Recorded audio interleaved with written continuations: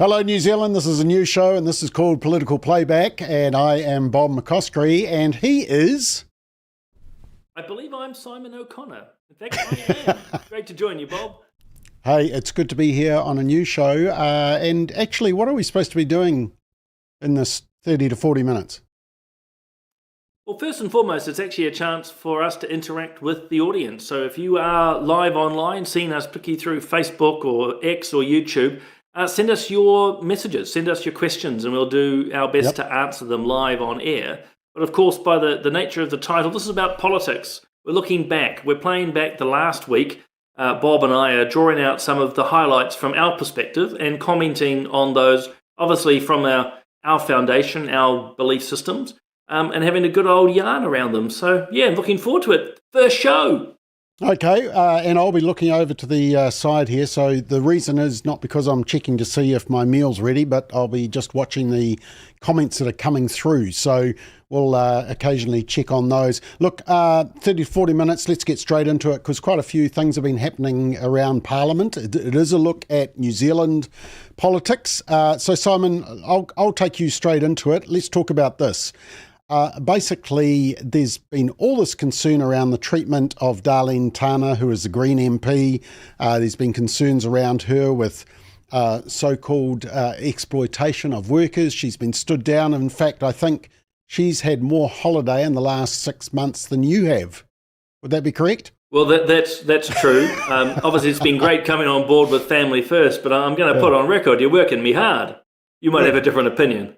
Now, the reason that we call this the Greens critical theory is because of the fact that there's a whole lot of critical theory going on, intersectionality, everybody is a victim. And let me just show you a little clip from the news before we discuss this. The Greens had tough discussions to face up to at its AGM, but behind closed doors, it's now clear they were much more serious. 3 Pacifica members resigning, voicing multiple criticisms, including what they say was the party's blatant disregard towards the Greens Pacifica branch following the death of former MP for Anana Efeso Collins.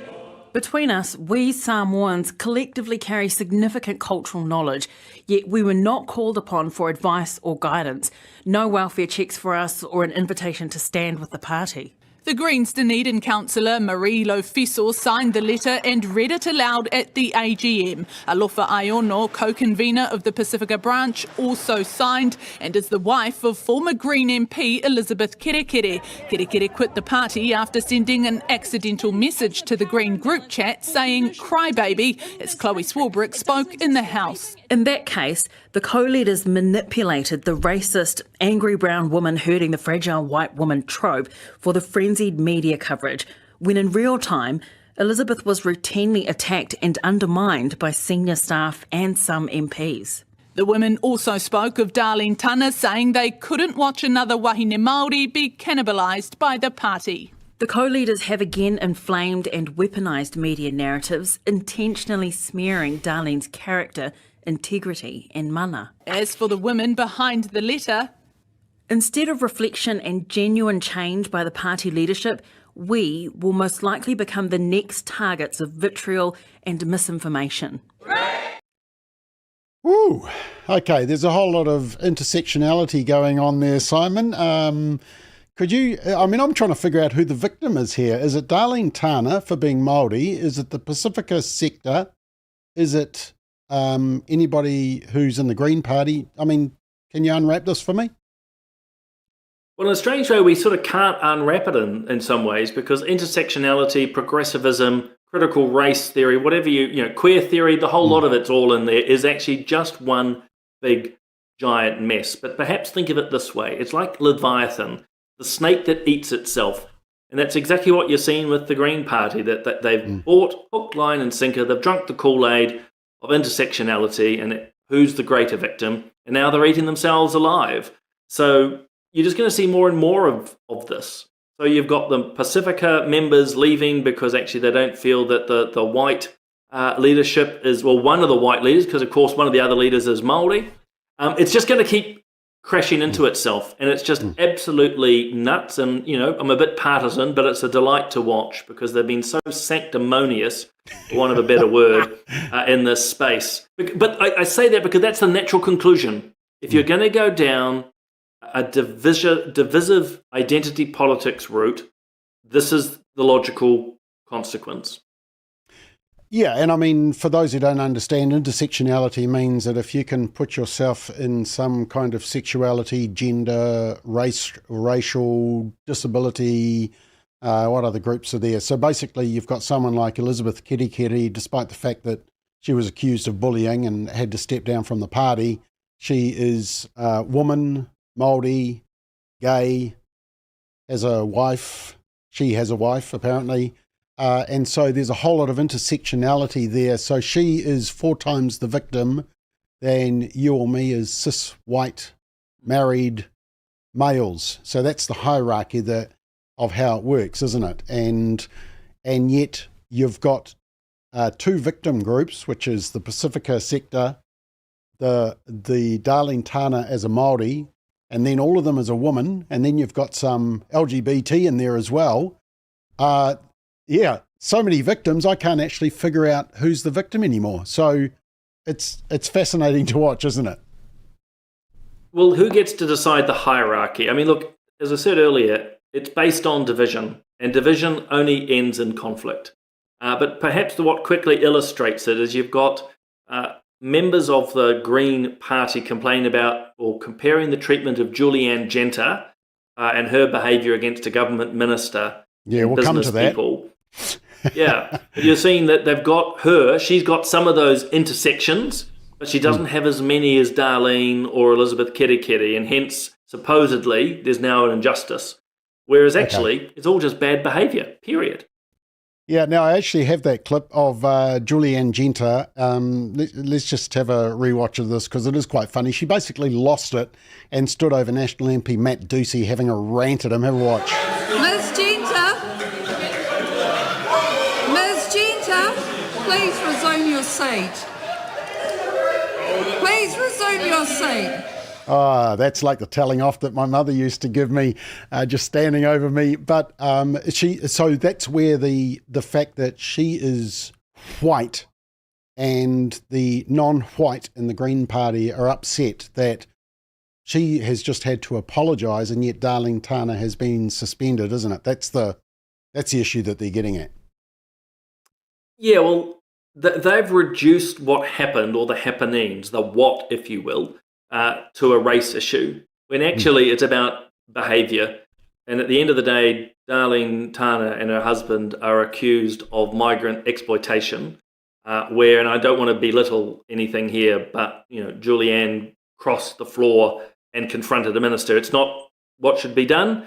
It's not proper, but we're weighing up the what happened. And at the end of the day, it's only happened in the last few hours, is that Julianne Genter has, I think, apologised, but she's been what they call censured by the House, which is effectively Parliament telling off an MP. It happened to a national MP last year. It's quite rare. Has no practical consequences other than, sort of on your political record, you were censored, or censured, I should add. Sorry. Censured. Okay. I'll get told off, Bob, by our followers if I get my wording wrong. Okay, now here's a test. I'm going to see if I can actually do this. Here we go. And we have got firstly from Ali. She says, hello from Jake and Ali, and I think they're down deep in the South Island, so nice to hear from you. Daryl says, hi guys, you're both looking sharp with those coats. Yeah, you are, Simon. We text each other beforehand. Bob, what colour jacket are you wearing? Yeah, no, I think coincidence. Now, Sue talks about the Axe political pin. We're actually just going to come to that in a minute, Sue, so just hang on to that one. Jacob says, good to see the woke party going broke, and that's coming from a Pacifica person. MJ says, what's your X handle? Can we watch there? Yes, you can. It's Family First NZ. Family First NZ on X, and we're on LinkedIn as well. And Wendy says, hi, Simon and Bob from Homoana. in the Hawke's Bay. I think I know where that is. Beautiful on the coast there. And Joanne says, showy Swarbrick is the mess. So there we are. Good to have your comments. And I think I should have said that if you want to comment, you need to do it on the Family First Facebook page or on YouTube for us to be able to see it, not on Simon and my personal Facebook page, but you can make comment there. All right, let's go on to the second topic, and it's about all these insults in the House. Now, I do want to play an excerpt of a Mexican MP who's now in New Zealand getting very upset about the fact that somebody said you're not in Mexico now. I'm not quite sure why that's upsetting, but anyway, here's his complaint. Ricardo Mendes much. Thank you, Mr. Speaker, and I wanted to raise this at the earliest available opportunity. I was just seeking advice from the clerk. And so just wanted to raise a matter of that I take personal offence to. Just as I finished, a matter that I took personal offence to. Oh, yeah. Okay. Yeah, so after the point of order that I did in relationship to Tamitha Paul's question, Todd McClay, the Minister of Trade, threw a bar back saying, quote, as best as I can understand, you're not in Mexico now, we don't do things like that here. And I've just consulted with Debbie Narawapaka Rawerintiano just to confirm the contents of that interjection. So I just wanted to know. Wow, that's really upsetting, isn't it? Of course, Ricardo March is also the one who is happy to post this from the river to the sea. So where does the insulting come in, Simon? I mean, you've been in the House for 12 years. Is there quite a bit of what we call on the soccer pitch and in cricket, sledging?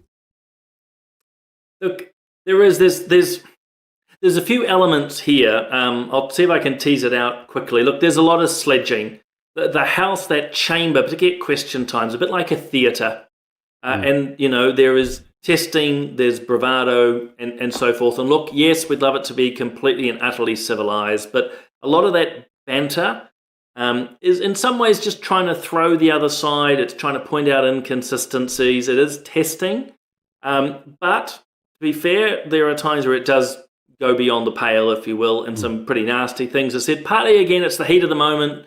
People are often verbalising before they've thought. I suspect in this case, Todd McClay's comment about Mexico doesn't really make a lot of sense. If you watch the whole video, which I decided to do, actually what Ricardo was asking in the House was pretty standard. But it does become a little bit rich at two levels, because at the end of the day, what Todd McClay said wasn't particularly offensive, but the Greens are very quick to take offence, particularly like we were talking about earlier if it involves race. But the other element, and I'm so pleased you played it, is that Ricardo and the Greens in particular have turned up at marches one after another. Exactly. A chant which is well known and regarded to basically be calling for the erasure, the complete elimination of the Jewish people from the Levant. So don't cry, Ricardo, over one little comment like that. But lots of that happens in the House. And by the way, without belabouring, Ricardo was fully within his rights to stand up. Members, if they say they're personally offended, then the other member has to apologise.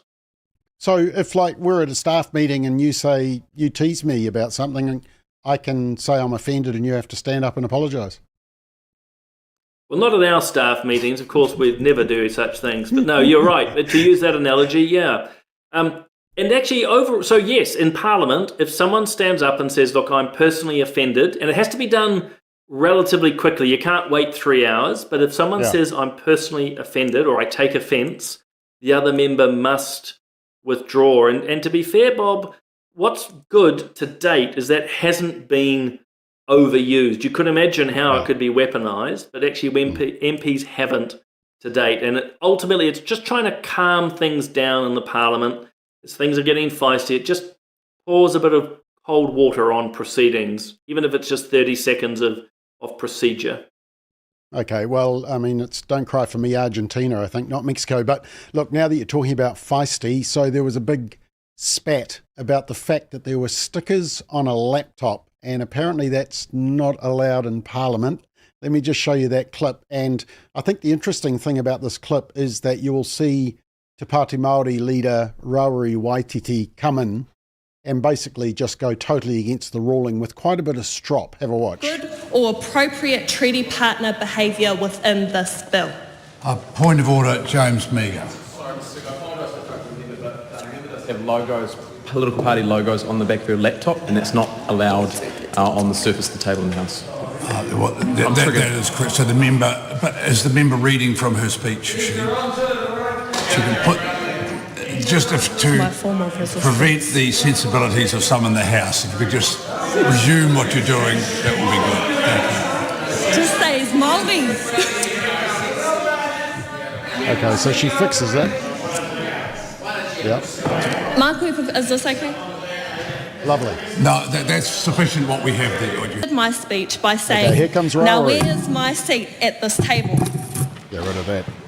I left the council that day demanding a seat for our people. The next reading, there was a... Boom. Did you see that? Slams the papers down with attitude.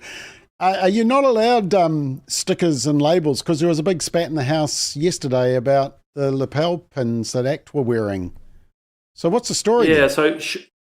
so short answer is you're not meant to be wearing or having anything which promotes, well, anything, basically. The idea is that the Parliament, if you will, is sort of just meant to be fairly neutral. So you're not meant to have, well, anything. So they don't want people turning up with political slogans. They don't want you with party livery. They don't even like you turning up with sports uniforms on. And I think actually most of us can understand why, that if you don't draw the line solidly, then all of a sudden MPs could be there with all sorts of slogans. So I'm not explaining that as well as I would hope, but basically we don't want our... It is a standard. And it goes back, you had that question earlier from Sue, that actually people shouldn't be coming in wearing scarves, again, that are pushing political messaging. And so what's happened? So first and foremost, the National MP who objected, partly I suspect was doing it just to try and break the flow. This happens all the time. When someone's speaking, it's just a cheap shot to try and break up a speech. Secondly, the laptop with stickers on it, regardless, I want to say, of what they said, it isn't correct in Parliament. Again, it's a message. You imagine if someone had, I don't know, Hobson's Pledge or, I support life, which are, by the way, good sentiments, but they don't want political messages. Thirdly, that's why I think Jerry Brownlee's rightly saying that ACT shouldn't wear the lapel pins. You can't, as ACT's doing, agree with having the laptop blanked and be wearing your own party logos. And last point is with Rawiri, you see that angry, arrogant side, including that he decided to act not against, but on what a woman was doing. He just felt he'd insert himself into her speech and do what he wanted. Yeah. Seemed to have a point to make. Now, things did get pretty nasty, and I don't think I've seen Parliament quite as bad as this. And interestingly, once again, there's a whole lot of intersectionality going on here that I'm wondering who's the actual victim. And just to give you some background, 2 years ago, Karen Chhour, is that how you say it? Chhour, who was the Minister for Children. Chhour. Thank you. Karen Chhour, who was the Minister for Children, ACT Party MP. She's obviously looking at children being looked after, and that race is taken into account, but it's not the end all and be all. So that's at 7AA. But anyway, Labour Party got stuck in, and this is what they said to Karen Chhour about her race. What the member needs to do is cross the bridge that is Te Tiriti o Waitangi from her Pākehā world into the Māori world and understand exactly how the Māori world operates. Karen is Māori, her iwi ngā puhi. I'm a Māori woman, and I'm a proud Māori woman. And Calvin didn't stop there. It's no good looking at the world from a vanilla lens. Attacking some. Okay, so that's pretty shocking to say that, and that's Māori attacking Māori. And then, of course, last night, I think I saw what probably was the most distressing little report from Parliament that I've seen where Karen Chhour really just broke down in front of the camera. Have a I watch. can't control what the public is saying about my personal traits around being Māori enough or not being the right kind of traumatised person. Hearing it from other MPs, that shouldn't be allowed. I'm still a person.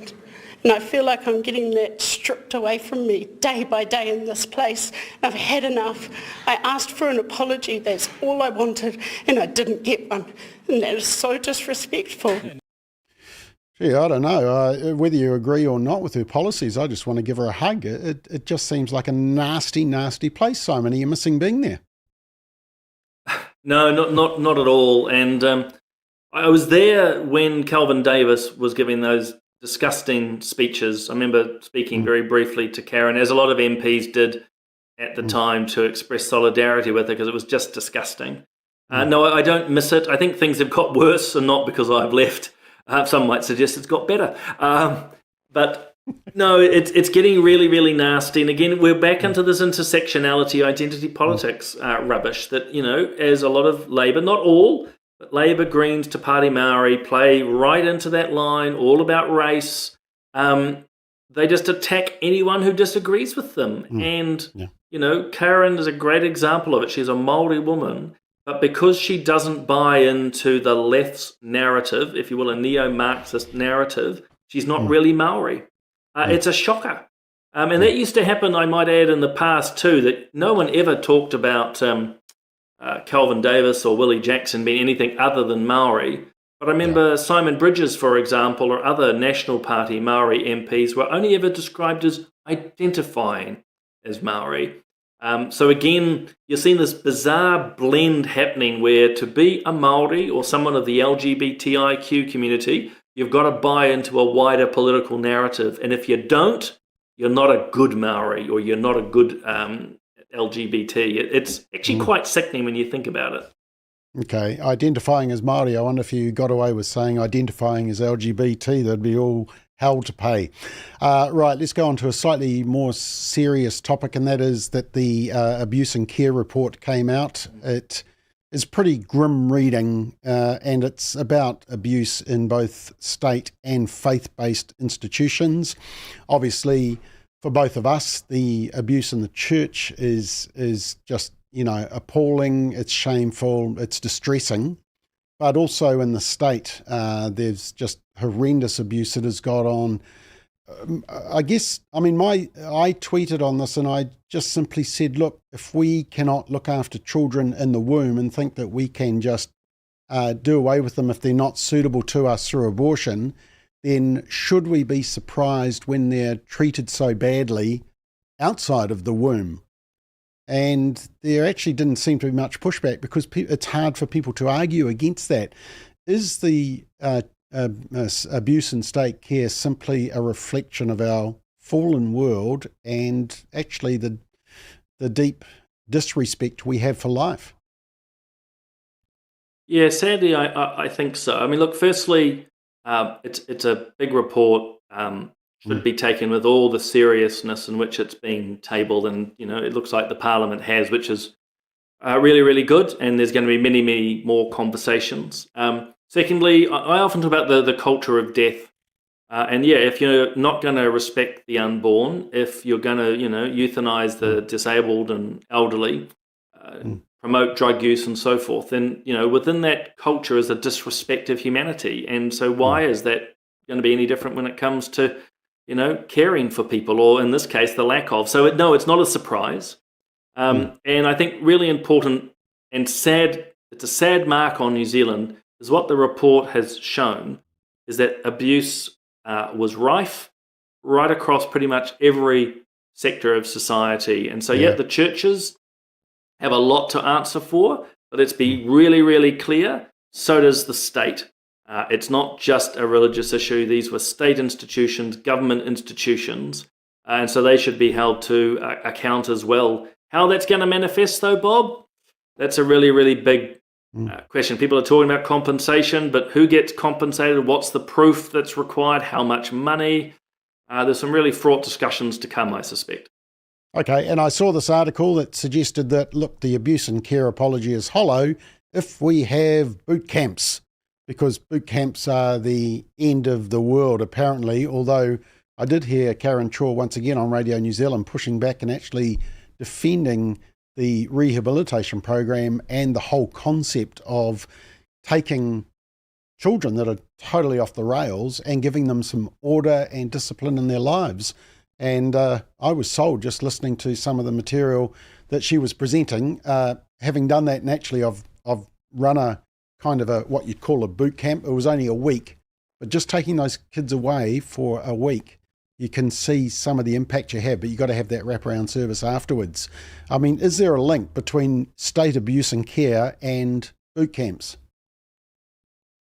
Absolutely not, and it's just gutter journalism, which I have to say, and I'm happy to say it out on public, is a hallmark of this particular reporter in the Herald. To conflate child abuse with boot camps is just an absolute shocker, and it's just disgraceful. You can disagree with the concept of boot camps, but to say that it leads to child abuse, I mean, give me a break.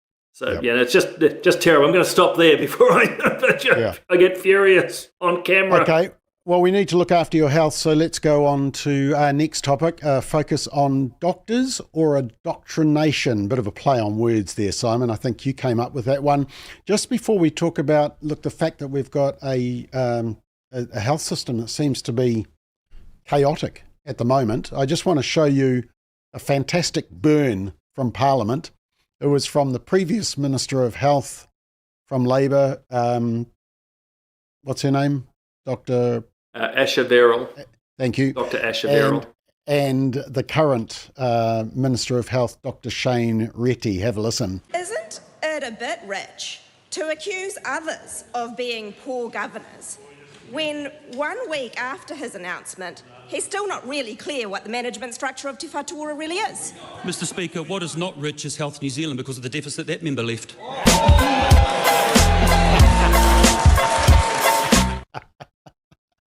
That is a good one. I'm sure you've heard a whole lot of good responses like that in 12 years, but that is a very funny one. Look, the thing is that people can't find doctors. Up in Dargaville, apparently you can't find a doctor. If you've ever tried to get into a medical care, it can be really difficult unless you're blessed to have health insurance. But at the same time, as there's not the functioning of the basic health service, for some reason they can fund a full euthanasia care system with staff. They can promote abortion. They can put out papers talking about the fact that men menstruate. They can push gender-affirming care, puberty blockers and cross-sex hormones. So what's actually going on here? I think you sort of summed it up really well. They seem to be prioritising ideology over actual healthcare. I mean, let's be clear that the health system is never functioning perfectly. It's always, if you will, in crisis. I suspect it always will be. I mean, I used to say it when I was in Parliament, you could double the health budget tomorrow and you'd still have issues. I'm probably slightly partisan in this, Bob, but, the major restructures of the Labour government come with consequences, as does National trying to unwind some of those. So there's major disruption. And then the whole wider economic factors, which we all know, a lot of people, doesn't matter if you're a nurse, doctor, police officer, engineer, soldier, it's better to go and live in Australia. So we're losing people. All of this is swirling around. Yeah. Yet you've nailed it. Despite all of these major issues, it seems that Te Whatu Ora, Health New Zealand, still seems to have the staff and money, paid for by you, by the way, the taxpayer, to write, as you say, these gender-affirming care, which is biological nonsense that men can menstruate. They seem to have, as you say, plenty of money and time for the euthanasia service, promoting abortion. I think they've even come out with positions on abortion reversal, which have no clinical basis. They seem to have a lot of time for that, but not for getting doctors, to the front line, or nurses for that matter. Okay, and speaking of euthanasia, a little plug here. You did a Family Matters interview with Professor Theo Boer from the Netherlands, just about how bad it's got in the Netherlands. And of course, that's very timely because actually just before we came on air, I was hearing all these news items about this euthanasia review in New Zealand. Yeah, so after the law's been in play for 3 years and literally hundreds of New Zealanders who have accessed it, not that we have much records on that, by the way, but there's a review underway. You can actually jump online and submit your views, which is really, really important. But yeah, I sat down with Professor Bohr. He's actually quite a renowned ethicist, but also was involved with their euthanasia review committees. And long and short, he's fascinating to listen to, but he just says how Holland basically moved from an issue of health to now what they call an issue of justice. In other words, if I want it, I should be given it. And if I'm not, it's discrimination. So he's warning us where we're headed, and be really clear, listeners will know this, that particularly the likes of the ACT Party want euthanasia expanded to include mental health, a wider range of conditions. There's no conscience rights. They want to head down the Canadian and Netherlands line, and we should be very worried about that. Yeah.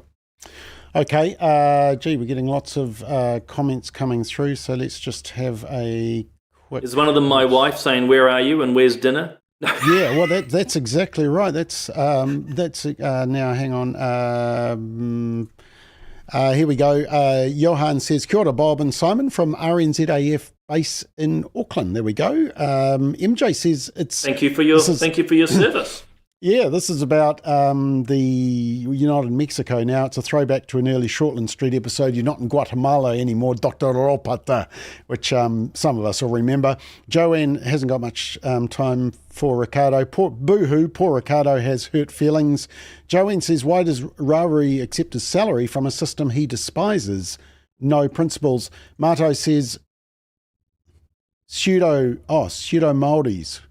Is that pretend I don't know. Neil says, "Labour woman frontbencher chewing gum in the debating chamber. What on earth? Are you allowed to eat in the chamber?" You're allowed to drink water, and you are allowed to have. We have little lollicups.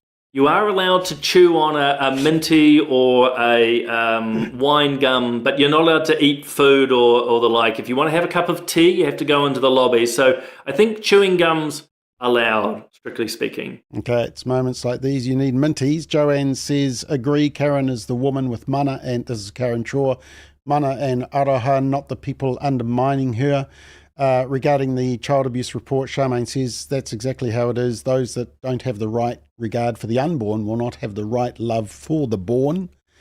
Orb says, "Talking about abuse for over 50 years, yet still nothing has been done to stop it. It's still happening." Stephen says, "I saw a lot of recommendations for compensation, but not enough about how to build healthy organisations or families or marriages, although it may be buried in the document somewhere." Well, Stephen, perhaps you could read it and report back next week. It's only 3,000 pages. Lois says, "Boot camp is an unfortunate phrase. People make incorrect assumptions." Mike says, "I was never a supporter of boot camps, but my mind has changed. The youth of New Zealand is in a very bad way and in desperate need of being taught structure, routine and good morals and values and hard work." Lois says, "Order and structure is a gift for some children." Correct. Melanie says, "Men can menstruate. What a load of bollocks. Real women don't have swimmers down there, lol." Fairy tale. Okay, we'll move on. And Lois says, "Yes, I am." It's almost like a triple entendre that's got so many layers to it. I love it. It's got so many layers. Lois says, "Yes, I am a teacher, and we spent much time attempting to help socialise children from the tragically intergenerationally deprived." So there we go. All right, we've done that topic. Let's move on to the next topic, and it's the codes of conduct. Now, it does come around from these articles. Firstly, about the Dunedin councillor who was censored because he simply opposed the Māori representation comments, and interestingly, the Māori Wards Bill has just passed its third reading. So if you're going to have a Māori ward, it's got to be voted on by in a democratic way. And then there's this other interesting one in that Te Whatu Order apparently is getting its staff to have karakia at the beginning of the day, which is prayer. And I don't know, is it compulsory? Is the public service actually making this compulsory, but you're not allowed to say the word Jesus or something? Well, it's not compulsory as far as I understand, but it's got a little bit of a hint of what we were talking about, the health sector. I mean, you've got, bureaucrats working out policies and spending money to promote karakia or prayer to its staff. I'd much prefer Health New Zealand to be focused on getting more nurses into the ED or the emergency department, for example. Secondly, if I might, prayer's great. But actually, in a New Zealand system, we're meant to be secular. We don't promote anyone's prayers. If you want to, that's your private matter. But it seems when it comes to karakia, all of a sudden, it's fair go that we're not only going to encourage you to do it, but we're going to spend whopping amounts of money in emails, promotion, brochures, flyers. I think there was even not so much training videos, Bob, but resources. I mean, it makes no sense to me. Okay, and that seems to be the issue with this councillor from Dunedin, is that he was basically speaking up against Māori wards. I think he made a very good comment, I think, that I shared with you, and that he just said, look, I'm not Māori, so therefore I'm not going to try and pretend. Let me just grab this for you, because here he goes. I cannot represent Dunedin citizens by singing, pretending to speak a Māori language, or by voting for more race-based funding. I reject all accusations of racism, especially coming from those who repeatedly label me pale, stale and male, which actually I think probably does happen based on the behaviour of some MPs in Parliament. They've seen the behaviour there. So is the issue around, do you think it's racist, or is it good that it's gone back to a democratic system whereby wards will come about in areas where there is support for that? Because my understanding is that Māori have just as much opportunity to get on councils and to be voted on, and they have. Yeah, so I agree with repealing the bill. I oppose what Labour did initially, which was to create mandatory Māori wards. I mean, we are ultimately, or should be, a democracy. One person, one vote. Doesn't matter if you're white, black, pink, like I am half the time, old, young, all of that. One person, one vote. And what the Māori ward legislation that's now been repealed did was actually give a preference to people based on race. Now, there's arguments for that. We want to, have Māori represented. Okay, that's a very appropriate point. But you have to then say, well, why just Māori? Why not other groups specifically? And also, you nailed it, Bob. Actually, we have really good Māori representation in New Zealand. And there's sort of almost an implicit insult that we have to create special wards because somehow without them, they're not going to be sufficient enough. So it's good it's been repealed. We're returning to one person, one vote. It's not racist. I would countercharge that to anyone who says it is, to go, well, actually asking for special privileges is by definition. But, particularly with this councillor, can I just say to listeners, you actually don't have to agree with him or not. You may like what he's saying, but take that out of the equation for a moment. What's happening there is these codes of conduct, which corporates are using, and councils, they tried, fortunately unsuccessfully, in Parliament. Codes of conduct get weaponised, particularly by progressives, to try and shut you down. And that's what's happening here. I mean, he's a validly elected public official who's now being harangued by non-elected officials through a code of conduct process. And we should be very alarmed by these. Yeah.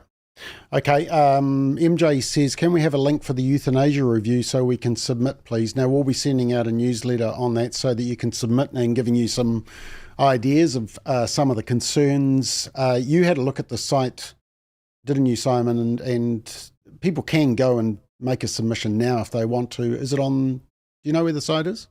We can put up a link. So it's on Health. It's on Health New Zealand, or the Ministry of Health website. So yeah, it's open. It's leading you through questions, but it's relatively easy. So look, as Bob says, we're going to put out a newsletter. But with everything else happening tonight, if I remember, and I will try to, I'm not Joe Biden, I will try to put the links into the Family First Facebook page, my Facebook, and the other stream so people can get quick access to it. But please do submit. It really is important. Okay, and just this one. I'm a medical student at Otago. We've just learned about conscientious objection in medicine, i.e. legally being able to object to performing abortion, euthanasia. I've seen calls to remove conscientious objection from our law, which would essentially mandate us to perform these acts. What is your guys' take on this? Well, before you answer that, Simon, the first thing is that there is a new group called the Ethos Alliance, which will give you legal advice and help you for those who are forced. But Simon, do you want to quickly respond on that? Because you were championing bills to protect conscientious objection on both of those issues.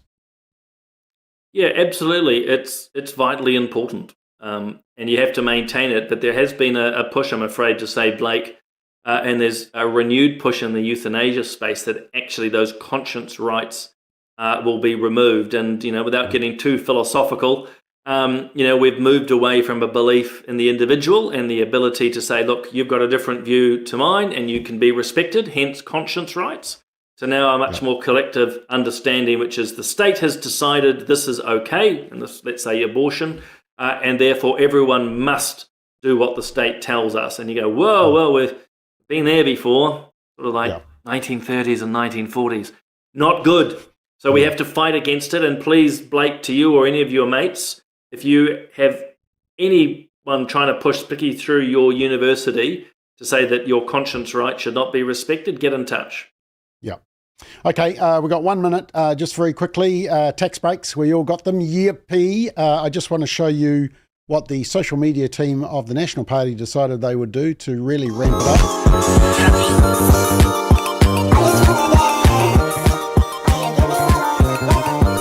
Oh dear. That's not really him, eh? That's AI, but he's very excited about the tax cuts.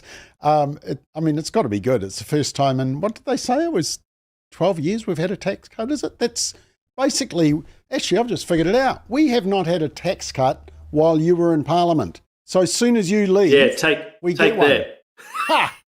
That's it. That's all we needed to know.